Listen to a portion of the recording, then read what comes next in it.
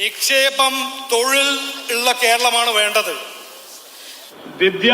വിദ്യാഭ്യാസമുള്ള തലമുറ, IT, tourism, manufacturing, ഇതെല്ലാം അവസരങ്ങൾ ഉണ്ടാക്കുന്ന ഒരു കേരളമാണ് നമുക്ക് ഉണ്ടാക്കേണ്ടത്, വേണ്ടത്.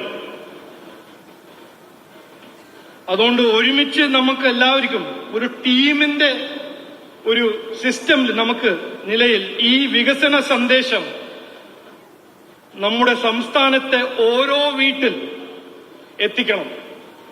ഈ ഡെവലപ്മെന്റ് വിഷൻ, ഈ കേരളയിൽ മാറ്റം കൊണ്ടുവരാനുള്ള ഒരു ഡെവലപ്മെന്റ് വിഷൻ നമുക്ക് എല്ലാ വീട്ടിലും പോയിട്ട് എത്തിക്കണം.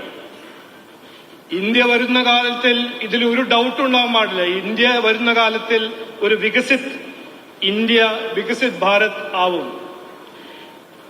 നമ്മുടെ കേരളയും ഒരു വികസിത് കേരള ആവണം എന്നാണ് നമ്മുടെ എല്ലാവരുടെയും ആഗ്രഹം. ഇത് നമ്മുടെ ദൗത്യം. എല്ലാവർക്കും പുരോഗതി, വികസനത്തിന്റെ അവസരം കിട്ടണം. എല്ലാ മതം, എല്ലാ സമുദായത്തിന്റെ ജനങ്ങൾക്ക് അവസരം നൽകണം എന്നാണ് ഈ വികസിത് കേരളത്തിന്റെ ഉണ്ടാക്കാൻ നമ്മൾ മാറ്റാൻ പോകുന്ന നമ്മുടെ ഒരു ലക്ഷ്യം. അതാണ് നമ്മുടെ ദൗത്യം. ഞാൻ ഒടുവിൽ ഈ മാറ്റത്തിനെ പറ്റി ഞാൻ പറഞ്ഞു. ഒടുവിൽ ഞാനൊരു പ്രധാനപ്പെട്ട ഒരു പോയിന്റ് പറയാൻ പോകുന്നു. നമ്മുടെ പ്രധാനമന്ത്രിയുടെ ഈ ലക്ഷ്യം യാഥാർത്ഥ്യമാക്കാൻ നമുക്ക് NDA സർക്കാർ അധികാരത്തിൽ എത്തണം.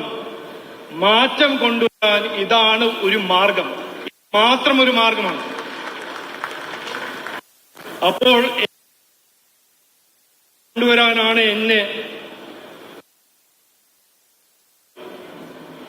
എനിക്ക് നമ്മുടെ ഹൈക്കമാൻഡും നമ്മുടെ പ്രഭാരിയും എല്ലാവരും അധികാരത്തിൽ കൊണ്ടുവരാൻ, BJP NDA അധികാരത്തിൽ കൊണ്ടുവരാനാണ് എന്റെ ദൗത്യം. ഇത് പൂർത്തീകരിച്ച് മാത്രമേ ഞാൻ മടങ്ങിപ്പോകുള്ളൂ.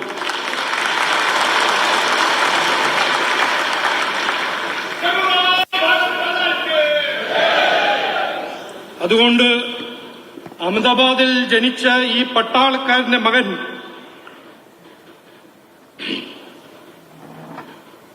തൃശൂർ ജില്ല കൊണ്ടയൂർ ഗ്രാമത്തിൽ വളർന്ന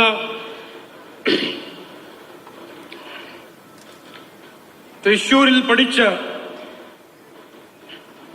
8 സെൻട്രൽ സ്കൂൾ, ഇന്ത്യയിൽ വേറെ വേറെ സ്ഥലത്തിൽ പഠിച്ച, അമേരിക്കയിലും ഇന്ത്യയിലും ടെക് മേഖലയിൽ തൊഴിൽ ബിസിനസ് ചെയ്ത, 18 കൊല്ലം ദേശം ജനസേവ ചെയ്ത രാജ്യസഭ MP ആയ ഇനി ഈ പുതിയ ഉത്തരവാദിത്തം ഞാൻ ഏറ്റെടുക്കുമ്പോൾ BJP അധ്യക്ഷനായി ചുമതല ഏറ്റെടുത്ത ശേഷം മാധ്യമങ്ങളോട് സംസാരിക്കുകയാണ് രാജീവ് ചന്ദ്രശേഖർ.